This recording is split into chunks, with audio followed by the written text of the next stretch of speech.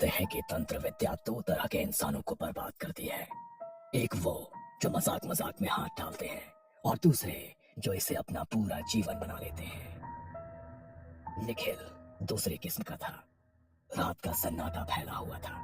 छत पर ठंडी हवा चल रही थी। दूर कहीं कुत्ते भौंक रहे थे। आधे खुले आसमान के नीचे एक पुरानी इमारत की छत पर काला कपड़ा बिछा था। चारों तरफ पीली मोमबत्तियां टिमटिमा रही थी। बीच में निखिल बैठा था। दुबली काया, बिखरे बाल, आंखों के नीचे काले गड्ढे, जैसे कई रातों से सोया ना हो। उसके सामने कई पुराने पीले पड़ चुके ग्रंथ फैले थे। शमशान साधना, काली साधना, ये सब पढ़ लिया। असली शक्ति कहाँ है? वो विद्या जो 1 मिनट में इंसान को अंदर से फाड़ दे। वो एक पुरानी काली जिल्द वाली किताब उठाता है। कवर पर धुंधले अक्षरों में लिखा था, आतापी वातापी विद्या। उस पल जैसे आसमान में हल्की बिजली चमकती है, जैसे किसी ने इस नाम पर मुहर लगा दी हो। निखिल की आंखों में अजीब चमक आ गई। उसे नहीं पता था कि यह सिर्फ 2 राक्षसों का नाम नहीं, बल्कि पेट के अंदर पैदा होने वाली मौत की विद्या थी। वो पन्ने पलटने लगा। किताब के अंदर एक चित्र बना था। 2 राक्षस, एक बकरा बना हुआ, दूसरा उसके ऊपर मंत्र पढ़ रहा है। नीचे छोटे अक्षरों में एक कथा लिखी थी। बहुत पहले की बात है। 2 राक्षस भाई थे, आतापी और वातापी। आतापी मंत्र ज्ञानी, चालाक, वातापी रूप बदलने वाला, खूंखार। वो जंगल में घूमते, थके हारे यात्रियों को देखते और हंसते हुए कहते, आइए यात्रीजन, थक गए होंगे, हमारे आश्रम में भोजन कीजिए। वो एक बकरे को लाते, पर वो कोई साधारण बकरा नहीं होता। आतापी मंत्र पढ़कर अपने भाई वातापी को उस बकरे के रूप में बांध देता। फिर उसी बकरे का मांस पकाकर यात्रियों को खिलाया जाता। जब सब पेट भरकर खा लेते, आतापी आसमान की तरफ हाथ उठाकर जोर से मंत्र बोलता, वातापी बाहर आ। और फिर यात्रियों के पेट के अंदर से कोई भयानक ताकत जाग जाती। ऐसा लगता जैसे अंदर से कुछ धक्का दे रहा हो, कुछ फाड़ रहा हो। चीखें जंगल में गूंज उठती और देखते देखते उनके पेट भीतर से फट जाते। वातापी अपने असली राक्षसी रूप में उन शवों के बीच खड़ा हंसता है। हर बार यही होता।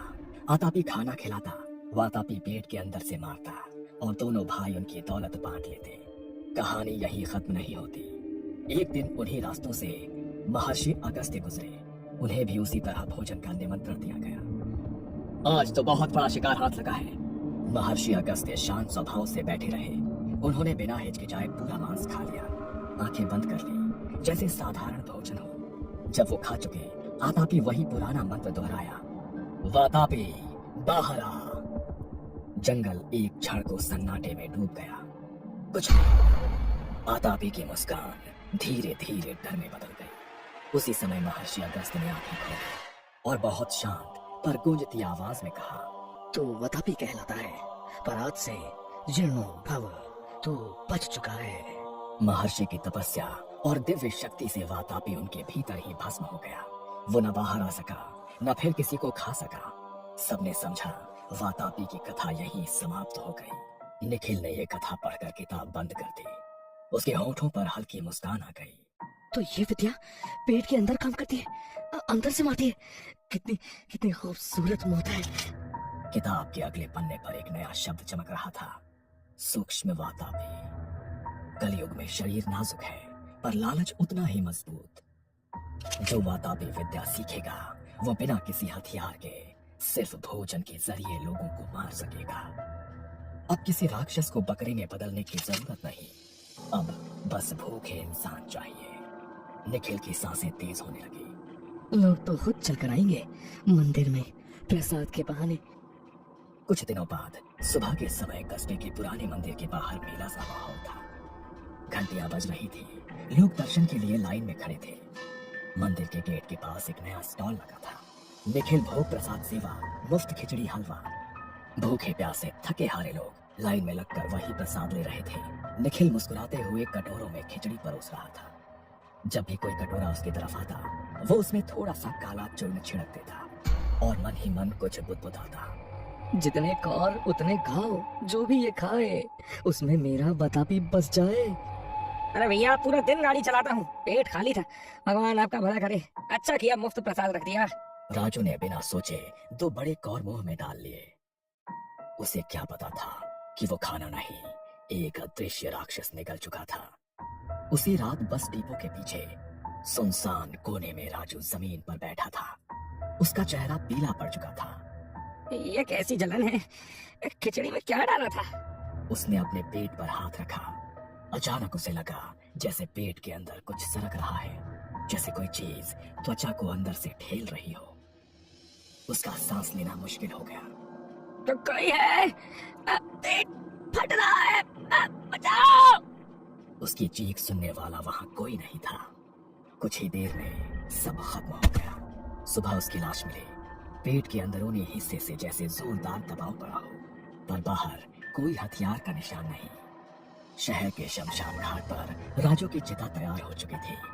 कुछ लोग फुसफुसा रहे थे कि मौत अजीब थी। डॉक्टर भी कुछ समझ नहीं पाए। भीड़ से थोड़ा दूर एक साधारण सा आदमी बैठा था। सादा धोती कुर्ता, चेहरे पर शांति, आंखों में अजीब गहराई। लोग उसे मुनि अगस्त कहते थे। पंडित शेखर धीरे से उसके पास आए। अगस्त जी, ये कैसी मौत है? कोई जहरीली चीज भी नहीं मिली, कोई निशान नहीं, पर पेट ऐसे जैसे अंदर से कुछ फटा हो। अगस्त ने दूर से ही शरीर को देखा, फिर अपनी आंखें आधी बंद कर ली, जैसे किसी अदृश्य चीज को महसूस कर रहे हो। अंदर से जो खाता है उसे बाहर कोई नहीं देख पाता पंडित जी। उनके भीतर कहीं बहुत पुरानी याद की हल्की छाया जाग रही थी। आतापी, वातापी और महर्षि अगस्त्य। उधर निखिल की रातें और भी अंधेरी हो चुकी थी। वो छत पर बैठकर प्रसाद बांटने के बाद हर मौत की खबर सुनता और किताब के सामने आकर मुस्कुराता। 2 सफल प्रयोग, अब अगला कदम संयुक्त वातापी, एक साथ कई शरीरों में घुसने वाला। तभी उसके अपने पेट में हल्का दर्द उठा। वो चौंक गया। उसे ऐसा लगा जैसे किसी ने उसके कान में बिल्कुल पास आकर फुसफुसाया हो, जो तूने जगाया है, अब वो तुझे भी खाना चाहता है। उसने घबरा कर पीछे मुड़कर देखा। कुछ नहीं था, सिर्फ दीवार पर अपनी ही लंबी छाया।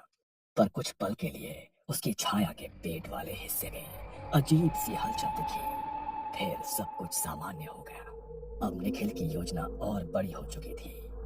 मंदिर में घोषणा हुई, आज रात तीर्थ यात्रा के लिए बस निकलेगी, सभी यात्रियों के लिए भोजन और प्रसाद की व्यवस्था निखिल करेगा। ये सुनकर निखिल के चेहरे पर वही चमक आई जो पहली बार किताब देखते समय आई थी। रात होने पर बस स्टैंड पर भीड़ जमा थी। सबको पैकेट में हलवा पूरी दी जा रही थी। हर पैकेट के अंदर वही काला चूर्ण। बस चल पड़ी। अंदर लोग हंस बोल रहे थे। बच्चों की हंसी, बुजुर्गों की बातें, बीच बीच में भजन की आवाज। धीरे धीरे सबने खाना शुरू किया। निखिल बीच की सीट पर बैठा, आंखें बंद कर मन ही मन अपने मंत्र दोहरा रहा था। जितने निवाले उतने शरीर, वातापी, जाग और बाहर आ। अचानक बस में बैठे कई लोगों के पेट में एक साथ गहरी असामान्य गुड़गुड़ की आवाज आने लगी। किसी बच्चे ने रोना शुरू कर दिया। एक बुजुर्ग अपना सिर पकड़कर झुक गए। कुछ यात्रियों के चेहरों पर बेचैनी साफ दिखने लगी। पहली बार सूक्ष्म वातापी ने एक साथ इतने शरीरों में खुद को फैलाया था।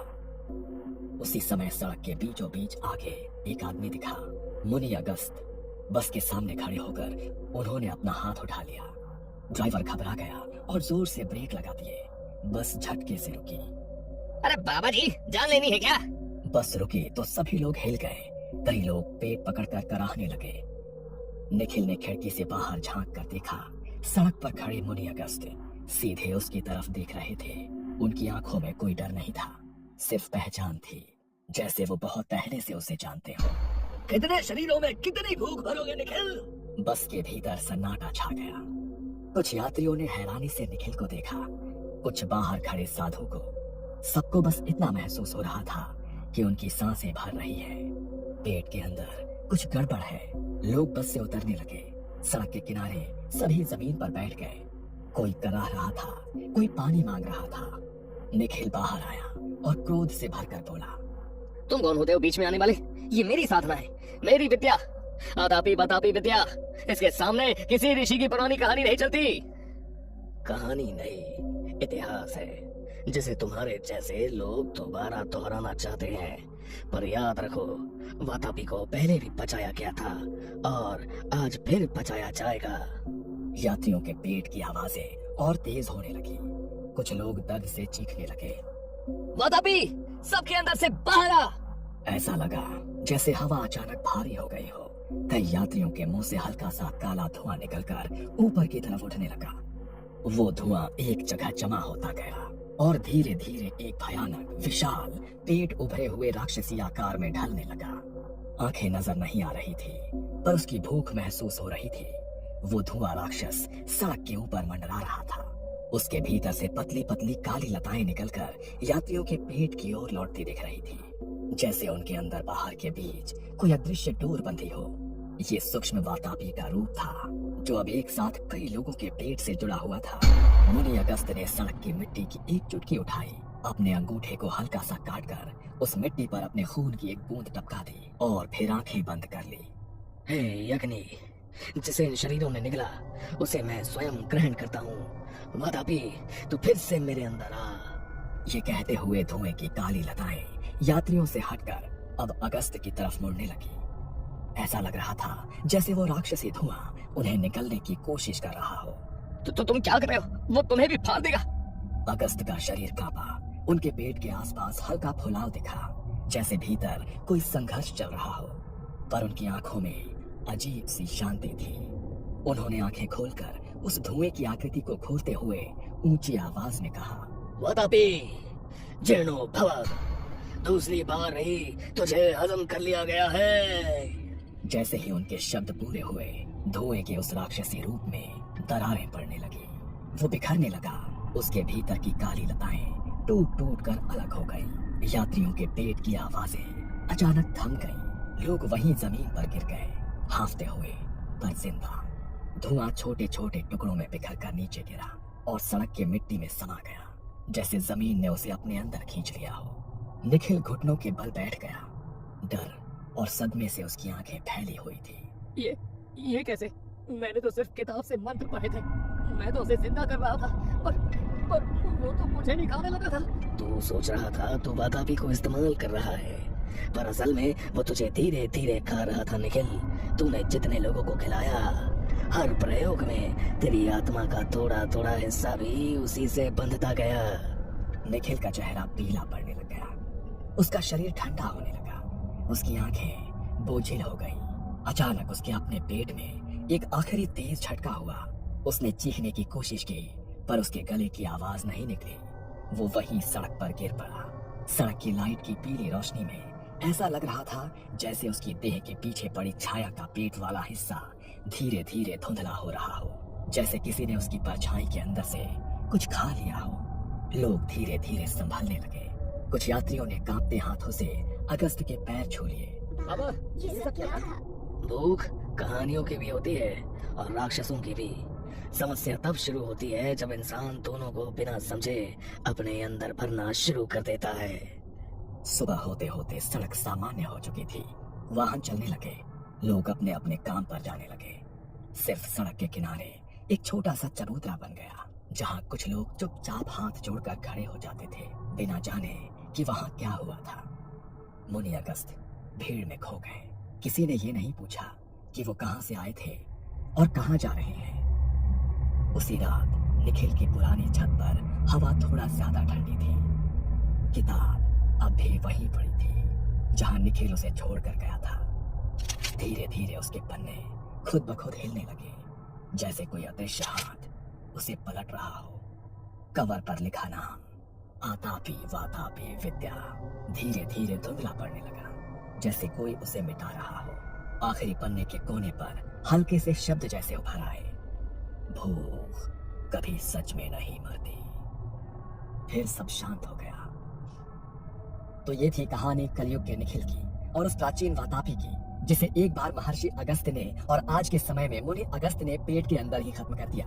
शायद ऐसी कथाएं हमें बस ये याद दिलाने आती हैं कि हर ज्ञान, हर विद्या सबसे पहले हमारे इरादों को परखती है।